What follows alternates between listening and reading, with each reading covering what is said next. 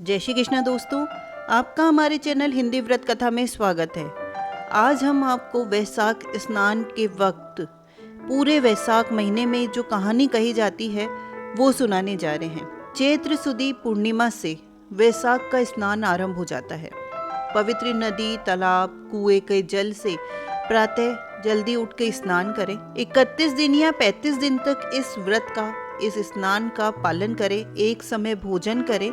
इस व्रत को करने से सभी रोग और दोष दूर हो जाते हैं और पुण्य की प्राप्ति होती है।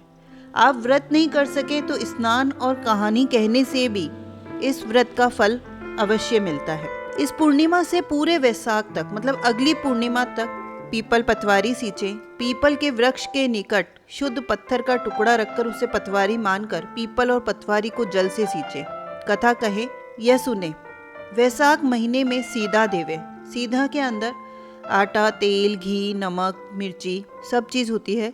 खाने का 1 महीने का सामान ब्राह्मण को दिया जाता है। वैशाख महीने में जल का दान सबसे श्रेष्ठ दान माना जाता है, इसलिए किसी भी प्याऊ पे या कहीं पे भी पानी अवश्य रखवाएं। इस महीने में कभी भी ब्राह्मण को मटका दान करना चाहिए। मटके में जल भरकर उसके ऊपर कपड़ा, ढक्कन और ढक्कन में चीनी, दक्षिणा और पंखा रखकर दान करना चाहिए। वैशाख महीने के अंदर वैशाख मातम्य का भी श्रवण किया जाता है, लेकिन अगर आप वैशाख मातम्य का रोज श्रवण नहीं कर सकते हैं तो वैशाख महीने की कहानी भी सुन सकते हैं। तो आइए सुनते हैं वैशाख महीने की कहानी। एक राजा था। वह वैशाख माह में प्रतिदिन ब्रह्म मुहूर्त में उठकर गंगा जी में स्नान करता था। राजा का आदेश था कि मुझसे पहले गंगा जी में कोई भी स्नान नहीं करेगा। राजा जब गंगा जी में स्नान करने जाते तो उन्हें प्रतिदिन शांत जल के स्थान पर हिलता हुआ जल दिखाई देता। तो राजा को संदेह होता था कि निश्चय ही मुझसे पहले कोई प्रतिदिन गंगा जी में स्नान करता है। अतः राजा ने नदी के तट पर पहरेदार बैठा दिए। गंगा जी के तट पर एक वृक्ष था, उस पर एक बंदरिया रहती थी। वह प्रतिदिन राजा के स्नान करने से पूर्व ही स्नान करके वृक्ष पर चढ़कर बैठ जाती थी। इस प्रकार होते होते पूरा वैशाख का महीना व्यतीत हो गया, किंतु अंतिम दिन राजा के पहरेदार ने यह देख लिया और उस बंदरिया को पकड़कर राजा के पास ले गए। कहा कि ये बंदरिया अब से पूर्व प्रतिदिन गंगा जी में स्नान करती थी। उधर राजा की प्रतिज्ञा थी कि कोई भी स्त्री मुझसे पूर्व अगर स्नान करेगी तो मैं उससे विवाह करूंगा। इसलिए राजा को बंदरी के साथ विवाह करना पड़ा। वैशाख स्नान के पुण्य से बंदरी के गर्भ ठहर गया। 9 मास पूर्ण होने पर बंदरी ने राजा से पूछा कि शिशु के जन्म के समय मुझे क्या करना चाहिए। तो राजा ने महल में एक घंटी लगवा दी। बंदरी से कहा कि जब तुम्हें दर्द हो तो इसे बजा देना, मैं संपूर्ण प्रबंध कर दूंगा। राजा की अन्य रानियां भी थी जिनकी कोई संतान नहीं थी। बंदरी को गर्भ है यह देखकर अन्य रानियां मन ही मन उससे जलने लगी और भावी संतान का नाश करने हेतु बहुत सारी योजनाएं बनाने लगी। घंटी लगी देखकर एक रानी ने बंदरी से इसका कारण पूछा तो बंदरी ने संपूर्ण बात बता दी। रानी ने उसे बहकाया कि एक बार घंटी बजाकर तो देखो कि राजा आते हैं कि नहीं। बंदरी ने घंटी बजाई तो राजा दौड़े दौड़े महल में आए। घंटी बजाने का कारण पूछा तो बंदरी ने उत्तर दिया कि मैंने तो रानियों के कहने पर घंटी बजाई थी। तो रानियों ने राजा से कहा कि ये तो पशु है, न जाने कितनी बार घंटी बजाएगी। इस प्रकार कहकर उन्होंने घंटी को हटवा दी। कुछ दिनों बाद बंदरी के शिशु का जन्म का समय आ गया तो उसने अन्य रानियों से पूछा कि अब मैं क्या करूं। तो रानियों ने कहा कि तुम आंख पर पट्टी बांधकर सो जाओ। बंदरी ने वैशाख माह के स्नान के पुण्य प्रताप के रूप में एक सुंदर पुत्र की प्राप्ति हुई। शिशु के जन्म होते ही उनके रोने से पूर्व ही रानियों ने उसे एक टोकरी में रखकर दासी को दे दिया और आदेश दिया कि इसे नदी में बहाकर आ जाओ। शिशु के स्थान पर एक पत्थर रख दिया। राजा को भी कहला दिया कि बंदरी ने एक पत्थर को जन्म दिया है। राजा ने सुना तो उन्होंने भी संतोष कर लिया। जब दूसरी रानियों के ही संतान नहीं है तो बंदरी मतलब पशु भी कोई संतान दे सकता है क्या। इधर दासी ने उस सुंदर शिशु को नदी में न बहाकर कुम्हार के चाक में रख दिया।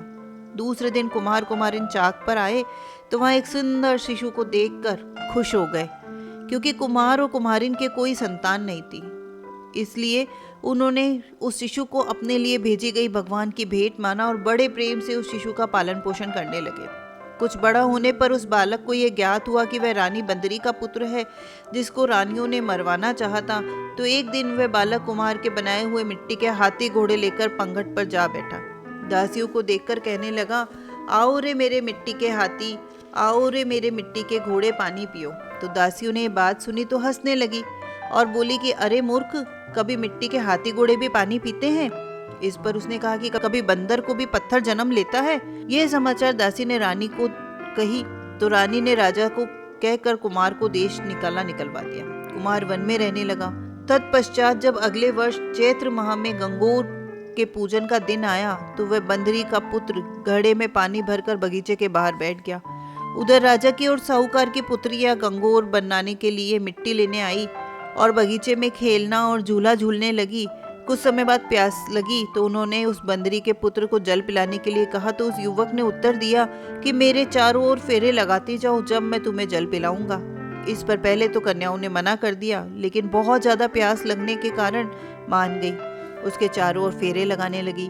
फेरे देने के कारण सारी लड़कियां उसके साथ ब्याह दी गई। फिर वो घर आ गई। 4-6 महीने निकले, किसी के सावे नहीं निकले, कोई देखने ही नहीं आया। सभी ने कहने लगे कि ऐसा क्यों हुआ, कोई देखने ही नहीं आता, सावा ही नहीं निकलता। माँ बाप को चिंता होने लगी। वहाँ एक बुढ़िया रहती थी। उनमें से एक लड़की की माँ ने उस बुढ़िया से कहा कि जहाँ लड़कियां बातें करने इकट्ठी होती है वहां जाकर बैठो। बुढ़िया माई वहां आई। लड़कियां बोली, माँ जी आप हमारी बातें सुनने आई हो क्या? बुढ़िया माई बोली, नहीं, तुम तुम्हारी बातें करो, मैं तो एक तरह बैठी रहूंगी। लड़कियां आपस में बातें करने लगी। एक बोली, हम सब ने कुम्हार के बेटे के चारों ओर फेरे लिए हैं, हम सब उससे ब्याह गई हैं, इसलिए हमारा कोई सावा नहीं निकलता, ना कोई हमें देखने आता है। बुढ़िया ने सुन लिया। लड़कियों की माओं को बता दिया जाकर। उन लड़कियों के पिता कुम्हार के घर गए। बोले, हमारी लड़कियां तेरे बेटे के फेरे खा चुकी है, इसलिए उनकी शादी तेरे लड़के के साथ करनी पड़ेगी। तो कुम्हार बोला कि मेरा बेटा इतनी पत्नियों को कैसे संभालेगा? तो लड़के ने से पूछा तो लड़का बोला, फिक्र मत करो, मैं सब संभाल लूंगा, इन सब का ब्याह मेरे साथ कर दो। लड़कियों के पिता ने धन दहेज देकर सबको विदा किया। आगे चलकर हर पत्नी के एक एक पुत्र पैदा हुआ। एक दिन बंदरी के बेटे ने कहा, चलो राजा के यहाँ चलते हैं। सब पत्नियों को तैयार करके राजा को समाचार करवाए कि हम सब आपसे मिलने आ रहे हैं। सब जने राजमहल पहुंच गए। कुम्हार के लड़के ने पहले ही सब पत्नियों को कहकर रखा था कि वहाँ एक बंदरिया बैठी मिलेगी, उसके सबको पैर लगना है। सब ने कुम्हार के कहे अनुसार किया। दूसरी रानियों से बोली भी नहीं और पैर भी नहीं लगी। रानियों को क्रोध आया, कहने लगे, कुम्हार के बेटे की मस्करी गई नहीं है, उसकी औरतें बंदरिया के पैर लगी और हमारे नहीं लगी। तो कुम्हार के बेटे को बुलाया और पूछा तो वो बोला कि देखो राजा जी, मैं इस बानरी का बेटा हूँ। मेरे होते ही रानी के कहने से दासियों ने मुझे कुम्हार के चाक में छोड़ दिया था। कुम्हार वहाँ मिट्टी जमाने गया तो उसे मैं मिला, वो मुझे घर ले आया। झूठ लगे तो पूछ लो।